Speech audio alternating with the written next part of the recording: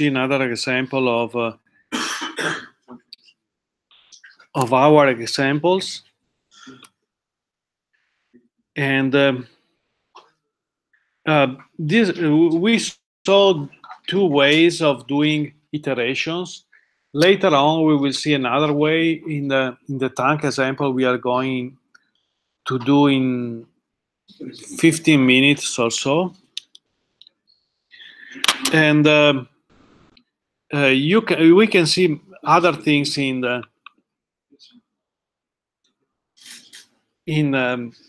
with OMS. For instance, here we are going to see how to connect, doing multiple connections. The concept here we see is that we have a component. Let's see if we can do larger.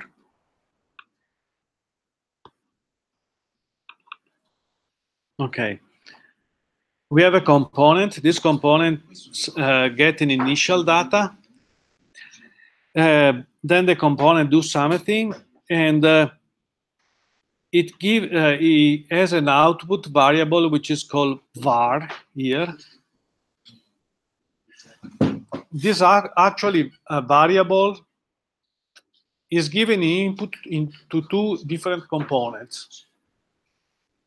So we just inside OMS we can do these things that we don't have one single component that feed information to another component, and so you have a linear, or you can have a cascade, a network of informations like this one that you see here. And let's go to see the sim file. Here you see the components then are very simple Java classes that don't do anything special, just put a little bit number. But what is important for us is to analyze the sim file. Sorry for this yellow in the screen, but there is something in the lamp. Oh. So let's start to read the sim file from the component. You see, you have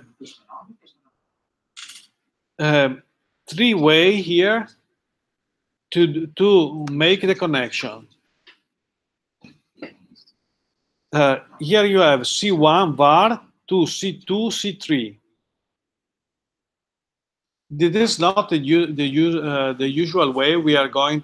We saw the connection before. What we are using the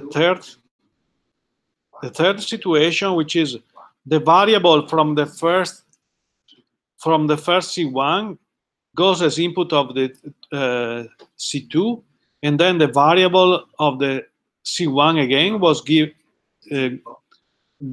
going also to C3. So first we'll learn from here that we can manage this type of multiple situation in the usual way, but this simplifies the things. You have the first variable that goes into C2 and C3, and the variable, as soon as the variable has the same name in all the components, C2 and C, you don't need even to specify the name of the variable. And in fact, there is a second example here where you have C2 var and C3 var. And then is things that and we have the 3 components. The internal name of the component is component 1, comp1, comp2 to comp3. And we call C1, C2, C3. That's actually we have to have read before this part here. And the parameter we pass is 20. I don't know exactly what it does. I think it simply pass the variable. Yes, pass the variable between the components and gives the thing. So now I don't execute. You do.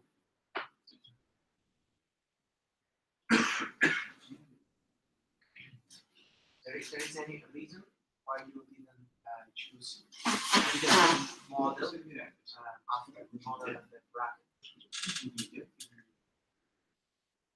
No, it's not mandatory. Yeah, so lazy people don't put the name. I don't think it's a practice at the end to pursue, but you know, here the model is all internal actually, because if we go in the examples, we have the source code here. The example is number 10, and you have here the components in Java. You know, so the fact is so simple that it doesn't deserve even a name. Maybe it's all completely here.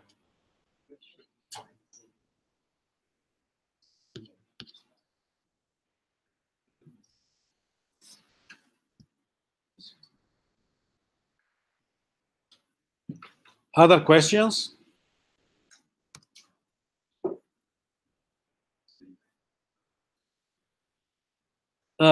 Please do also.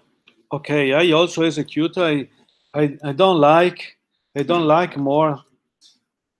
Okay, okay.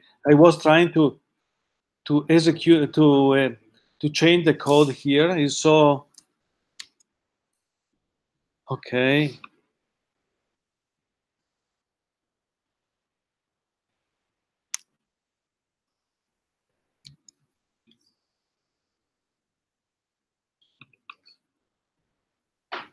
Maybe I did something wrong. Okay, it has to be in the new line. No.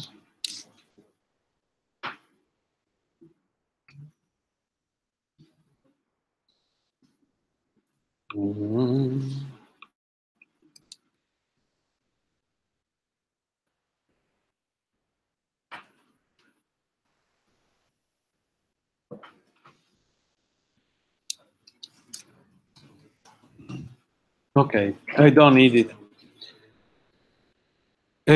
If I want to change my sim file, I go to the simulation files, number 10, byte connections.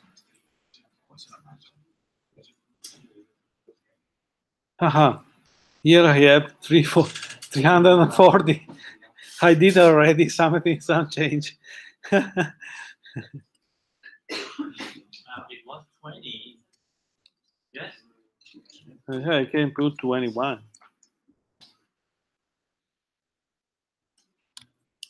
You have obviously to save it. Then you go here. Let me execute this thing.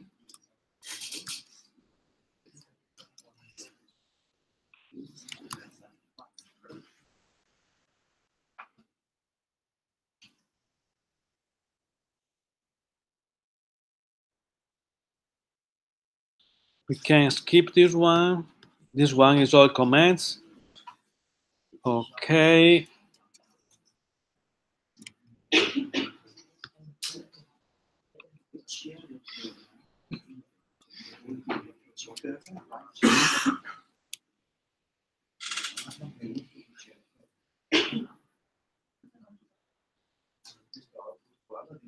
Yeah, so I didn't. He's doing something different that I was imagining he's doing, but okay.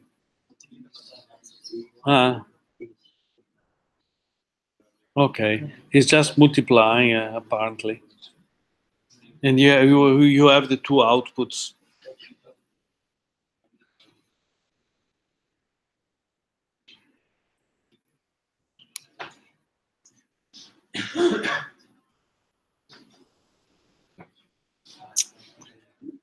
Are you ready to see another interesting things that you can do in the So let's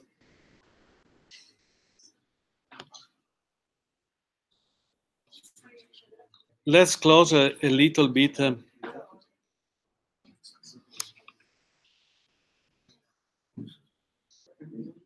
Okay, no, not here. Here.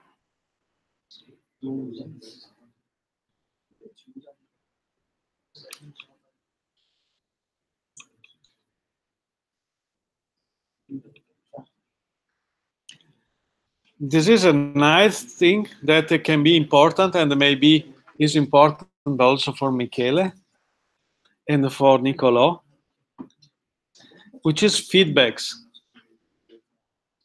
In OMS, it's also possible to have feedbacks between components, meaning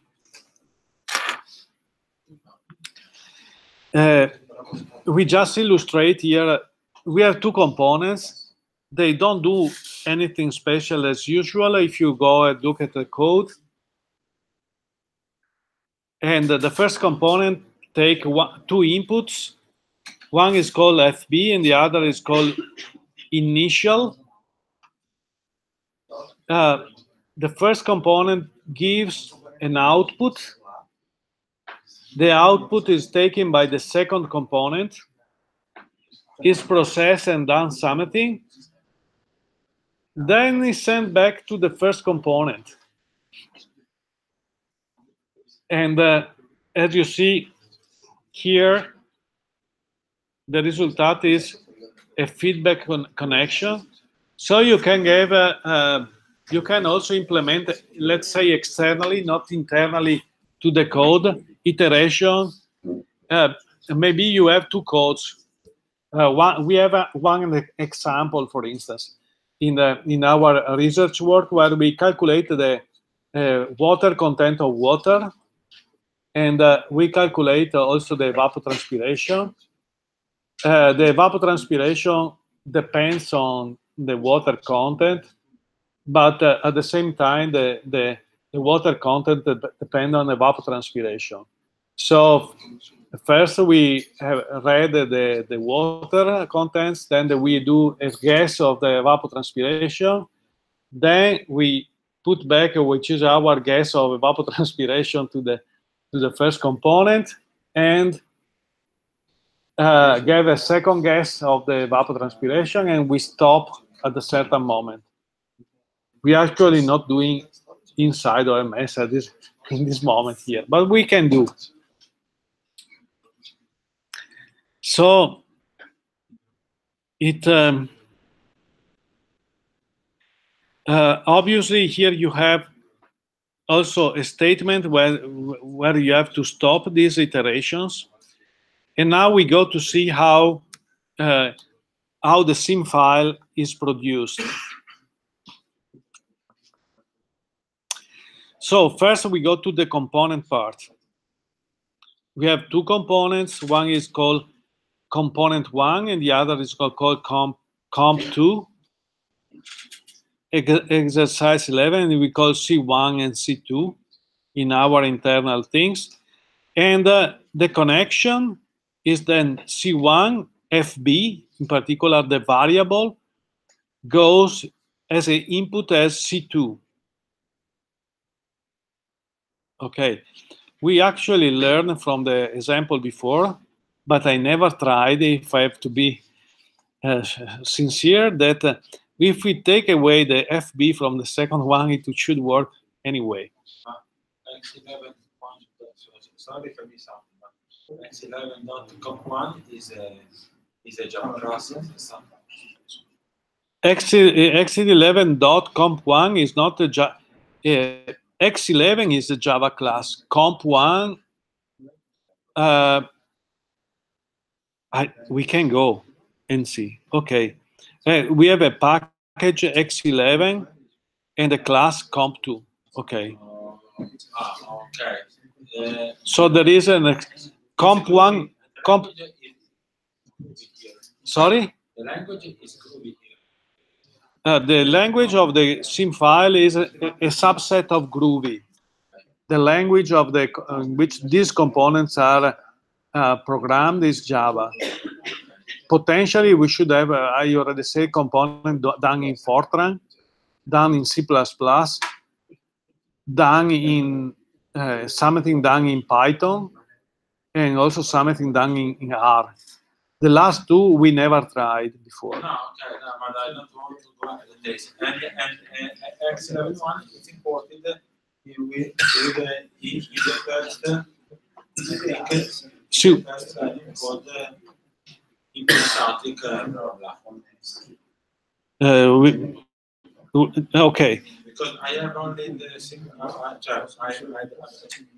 just see only the sim file. You don't see this one?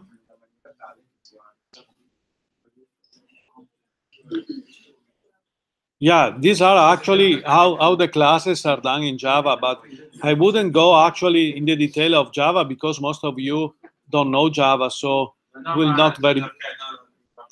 Yeah. There is a variable which is in C1, which is done, and again we have while C1 is done, meaning while C1 is 0 here. While C1 is 1 or more than 1 is not 0. Once C1 is 0, this stops. We already talked about the name of the component. The initial value, which is the only one parameter that the classes take, is 1.1.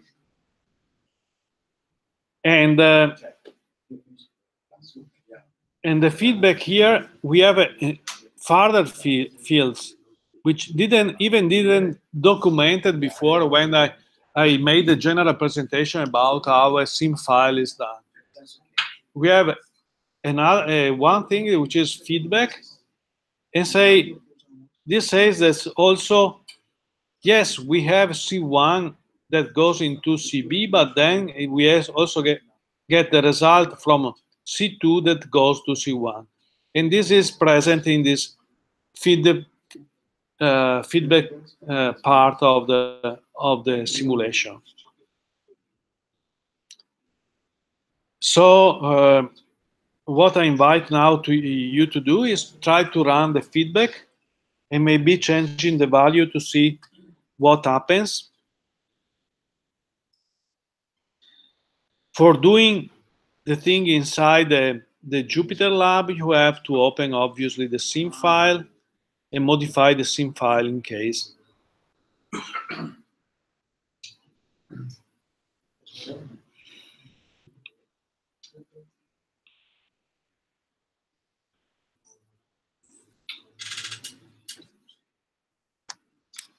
Doctor, the initial number for C1 was 1.1, yeah? Yes, here I am modifying to 1.3.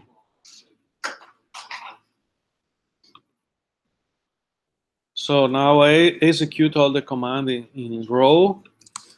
This is a thing which is particularly useful in notebooks because, as you see, you have all the schedule of your procedures and all of your things, and in principle, you can get all the information about your simulation.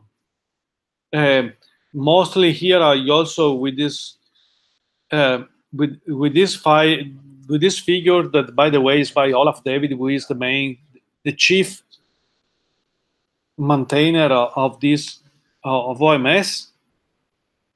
We also have an explanation of how the components work. So we say before that we are missing a lot of information. We potentially can use notebooks for conveying information about each one of our components.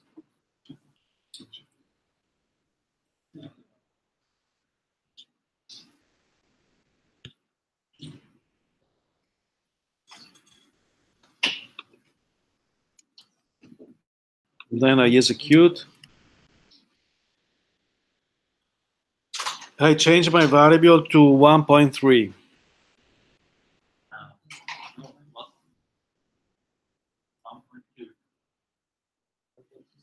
1.2. But I don't know exactly what the sim file did. Then of me, it became 1.0. If you put if you put the variable 1.1, probably go 1.0 because of the what the programmer put in his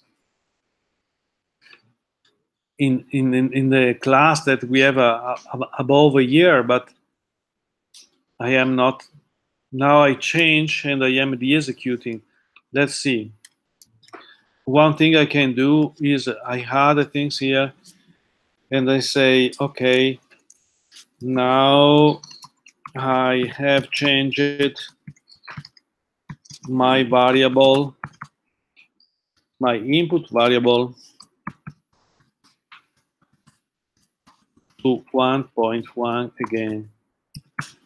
Obviously, like this is a code, but I say this is a markdown. So I do like this, and now I re-execute the command.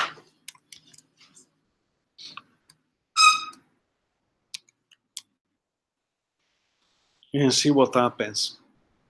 You see, start actually decreased by zero.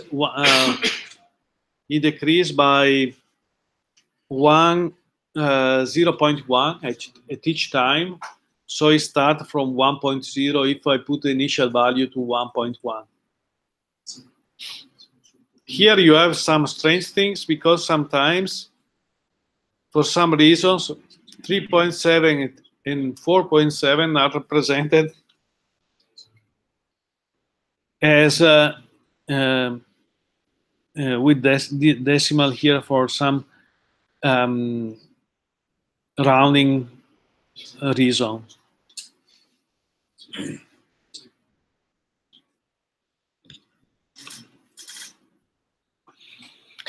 Here you can see that there are much more examples that I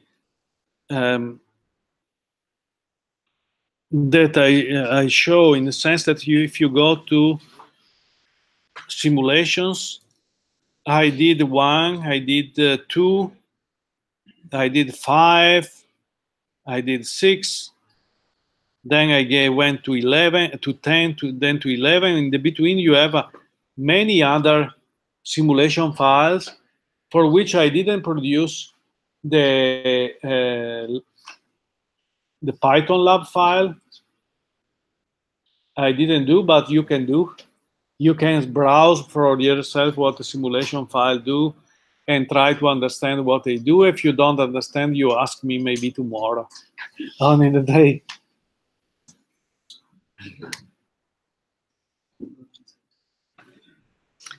But now there are some examples we want instead to see, which is here you have the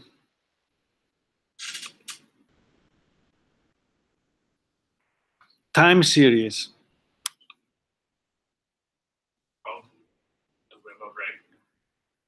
Okay, maybe we have a break and then we start from time series again. I am pretty tired too, actually.